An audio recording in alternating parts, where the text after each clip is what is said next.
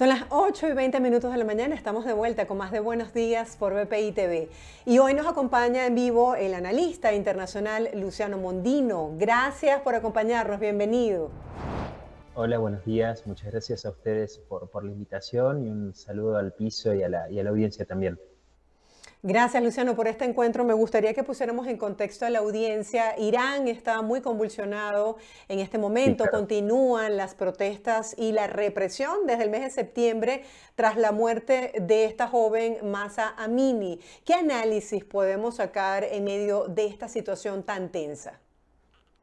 En primer lugar, el cambio y el quiebre generacional que hay y que se queda muy en manifiesto cuando vemos ya más de 4 semanas de protestas a lo largo de todo Irán, que no hay que olvidar que es un régimen teocrático, donde el poder político está totalmente subordinado al poder religioso, donde los clérigos de la facción chiita del Islam tienen un peso muy grande y donde, por supuesto, los derechos tanto humanos como las libertades individuales son fuertemente avasallados en función de quienes interpretan las leyes políticas, pero también las leyes religiosas.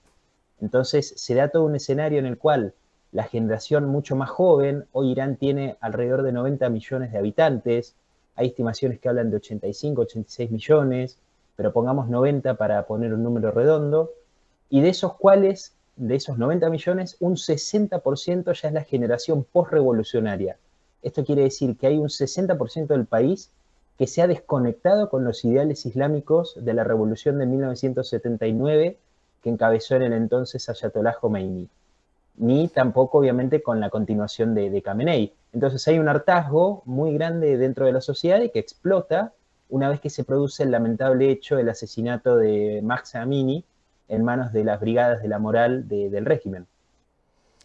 Las mujeres están cansadas, Luciano. Hemos visto cómo muchas de ellas han perdido la vida por tratar de hacer valer Así sus es. derechos. Incluso hemos visto deportistas que han competido y se han atrevido a quitarse el velo. ¿Piensas que luego de todas estas manifestaciones que le han dado la vuelta al mundo, pudiese haber un cambio, una pequeña flexibilización? Bueno, lo que hay es obviamente una protesta que se inició con las mujeres, que son quienes han tomado la delantera en este rechazo y en esta oposición al régimen, pero también se han sumado distintos sectores, tanto sectores profesionales, universitarios, estudiantes, etcétera, jubilados, incluso que han tomado la calle y las protestas, y que demuestra un hartazgo muy claro, y en esto hay que ser muy contundente. La República Islámica de Irán en los últimos años ha sido mucho más fuerte en la represión interna y ha desmejorado mucho la calidad de vida de sus habitantes, al mismo tiempo en que el Estado destina muchísimo dinero en sostener toda una estructura bélica que es represiva de lo interno, pero también sostenedora del terrorismo internacional. Entonces el hartazgo general ha llevado a un montón de gente a la calle que está saliendo a luchar por la democracia y la libertad después de 4 décadas de opresión y que sin dudas pone en peligro al régimen. La amenaza que los gobernantes iraníes perciben es muy clara, desde el momento en que buscan delimitar y limitar cualquier tipo de información en la red y evitar cualquier tipo de información hacia el exterior. La amenaza que siente el régimen hoy es muy grande, hay que esperar, esto es necesario a veces un canal político institucional que pueda de alguna forma encauzar todas estas protestas y que sin duda podría reclamar al régimen una mayor amenaza en las próximas semanas. Lo que sí se espera es un aumento de la represión, motivo por el cual la comunidad internacional tiene que estar preparada para implementar y para poder hacer efectivos un paquete importante de sanciones a Irán en el caso de que esto suceda. ¿Esto es un hecho sin precedentes? Sí, sí, sí. De hecho, ya no se habla de protestas, sino que se habla de una nueva revolución, como si fuera una revolución a la revolución de 1979 o una contrarrevolución. Por esto que te digo, el hartazgo muy grande que se está demostrando en todos los sectores y el abandono del miedo. No hay que olvidar que los regímenes como Irán necesitan del miedo para subsistir. El miedo es como una suerte de combustible y alimento sin el cual no pueden mantener en vilo a muchos sectores de la sociedad que una vez que lo pierden pueden salir a la calle y quemar el velo, por ejemplo, en lo que hace a las mujeres. Eso sí, ha sido un acto muy simbólico y que realmente demuestra el hartazgo de una sociedad que no quiere más violencia interna, que no quiere más sostenimiento del terrorismo externo y que sin dudas buscan la libertad y la democracia después de 4 décadas de un sometimiento y de una opresión muy fuerte. Explíquenos, Luciano, para tratar de entender por qué Siria ha brindado Ujú. apoyo a los ayatolá. Bueno, porque Siria está dentro de lo que se conoce como la media luna chiita, que es el gran proyecto, la gran ambición que Irán tiene desde 1979. La proyección externa de los ayatollah en Irán es conquistar todo lo que es el dominio del mundo islámico desde su perspectiva chiita. Dentro del Islam hay dos facciones, que es la sunita y la chiita. La chiita representa solamente el 10%, dejando reservado un 90% al resto de los musulmanes que son sunitas. En su construcción, Irán sostiene, tanto con dinero como con poder y apoyo político, a los países donde hay o bien mayorías chiitas en la población, como puede ser Bahrein, un estado en el Golfo, o también donde hay gobernantes que son chiitas, como el caso de Al-Assad en Siria, que no hay que olvidar que Irán es copartícipe y es también responsable de la masacre de la guerra siria, por el apoyo a Al-Assad, que no solo implicó más de 12 millones de exiliados alrededor del mundo, sino también la matanza de 500.000 musulmanes sunitas que han caído bajo el régimen y el autoritarismo de Al-Assad y la complicidad de los ayatollah. Entonces, la complicidad y el apoyo que se da es plenamente político-religioso y también en su dominio de hegemonía regional a partir de la media luna chiita. Se pudiese pensar que esto es un tema doméstico, por decirlo de alguna manera, que tiene que ver con la religión de Irán, pero si analizáramos más allá de la frontera, hemos visto que Irán también ha formado parte de la invasión de Rusia a Ucrania, prestando apoyo militar y con equipos. En este punto, desde el punto de vista de las relaciones internacionales, ¿qué se puede hacer?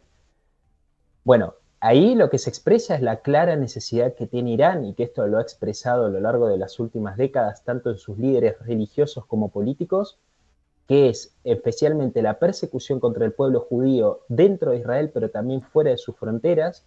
No hay que olvidar un hecho que ocurrió en el último Rosh Hashanah, en las últimas altas festividades de la comunidad judía, en Umán, una ciudad de Ucrania que fue atacada por estos drones kamikazes Sí. provistos a Rusia y que han sido con el objeto solamente exclusivo de lastimar y herir judíos que estaban transitando las celebridades. Entonces, esto demuestra la persistencia de Irán en sostener no solo su maquinaria bélica externa, sino también de cometer sus objetivos de política exterior con cualquier tipo de medio, donde la violencia, por supuesto, y el terrorismo están a la orden del día. Y después hay una alianza con Rusia y especialmente con Putin muy clara. Esto es una especie de convivencia entre lo que es una tiranía caucásica, como el caso de Rusia, de Putin, con un sostenimiento de un régimen islámico teocrático que se sostiene en Oriente Medio y que disputa seriamente con los países de la región y también con el alcance global. No hay que olvidar que Irán no es solamente una amenaza regional, sino también una amenaza global. Los misiles que Irán tiene y que construye en su industria nacional tienen alcance hasta territorios de la OTAN, es decir, llegan hasta Rumania. No solo que lograrían la desaparición en el caso de que accedan al poder nuclear de estados vecinos como Israel o estados árabes, sino que también amenazan la estabilidad de la seguridad mundial por introducirse en territorios de la Unión Europea y de la OTAN, y que esto, por supuesto, Rusia lo vería de buena forma, especialmente ante un debilitamiento estratégico en Ucrania. Luciano, una última pregunta porque se nos fue el Sí. tiempo. Con esta inclinación a favor de Rusia, ¿no Uh es -huh. un acto de provocación de Irán? ¿No está mostrando su poderío armamentista? Irán vive provocando a Israel, vive provocando a sus vecinos árabes, vive también provocando a las comunidades europeas, a Occidente. Esto es muy típico, es una táctica muy conocida en los iraníes, especialmente en sus funcionarios de gobierno y sus funcionarios consulares. Ahora bien, la respuesta está del lado de Occidente. Son los países occidentales, especialmente Estados Unidos y Europa, quienes tienen que comenzar a definir una política mucho más asertiva hacia la política exterior de la República Islámica de Irán. Porque para que todo el mundo entienda la conexión que tiene la represión interna de Irán a través de las brigadas morales que responden a la Guardia Revolucionaria, también tienen su correlato al exterior. No hay que olvidar que las fuerzas Al-Quds, este grupo de élite que se conforma dentro de la Guardia Revolucionaria, son también quienes están llegando en los aviones de aerolíneas venezolanas, a partir de tripulaciones, a distintos países de América Latina. Entonces, lo que tiene que comprender Occidente es la conexión que hay, que no son hechos separados, sino que estamos hablando de una misma maquinaria de exportación del terror y la violencia. Gracias, Luciano, por darnos luces, ¿no? Para entender este tema que es tan complejo. Será hasta un próximo encuentro. Feliz día. Muchas gracias a ti y buen día también y un saludo a la audiencia. Estábamos conversando con Luciano Mondino, él es analista internacional sobre este tema y el pronunciamiento de varias organizaciones en favor de los derechos humanos. Nosotros hacemos una breve pausa, ya volvemos con más de Buenos Días por BPI TV, no se aparte.